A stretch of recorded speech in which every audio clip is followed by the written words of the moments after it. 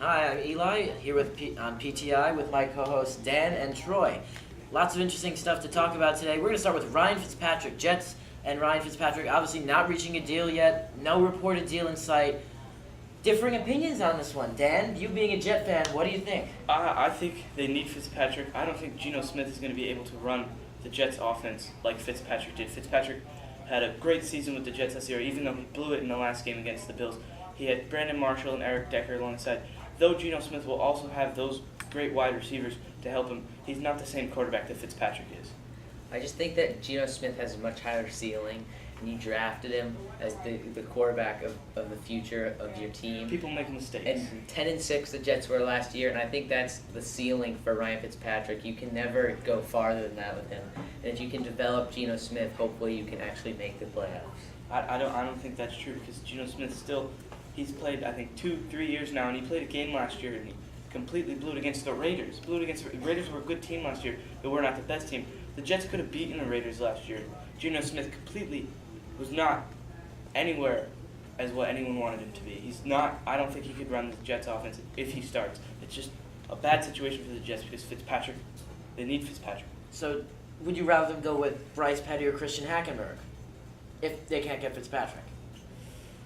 I don't know. Right now, I don't think they need different quarterbacks. Anybody besides Geno Smith. You want to bring Peyton Manning out of retirement? Yeah.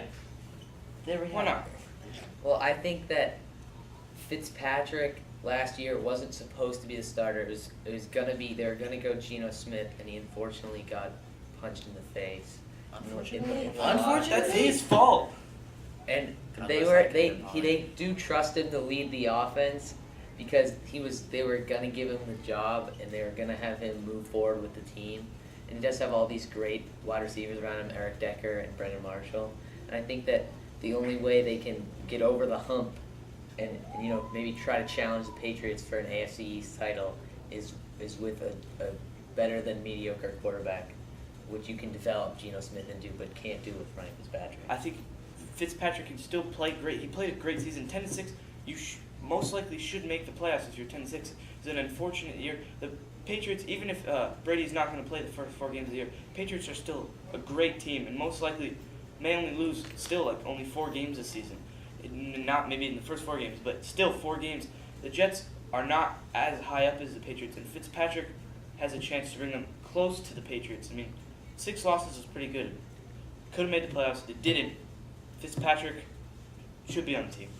I get what you're saying that like Fitzpatrick will bring them close, but he'll never bring them over the Patriots. And the only way you can do that is develop Geno Smith into a star. I don't think Geno Smith can be developed any further. Okay, well, after this discussion, I think there's only one solution, and that is Tebow. But moving on from that, the NHL. We have the Islanders, who won their first playoff series in about, 23 years over the Panthers. And we have the Bruins, who made the playoffs for 8 straight years, but have missed it the past 2.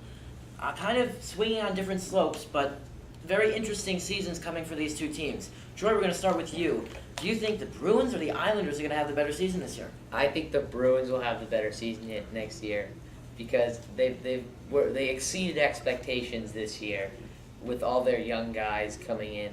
And I hope that they can continue to develop and they could possibly push for a playoff spot this year. And they could certainly upset some older teams that are overrated. Are you saying the Islanders are overrated? I'm not saying the Islanders are an old, overrated team, but like their fellow New York team, the Rangers, are pretty old and overrated. Yes, they are.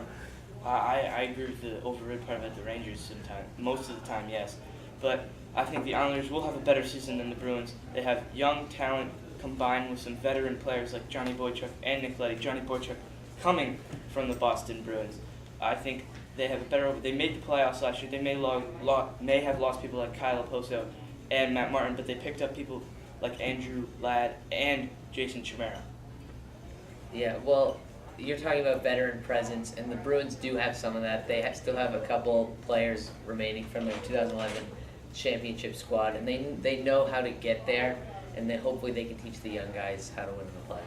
Well, obviously, on both sides, quite differing opinions, but an interesting season to be had. Thank you for tuning in to In Your Face. I'm Eli Karp with Dan and Troy.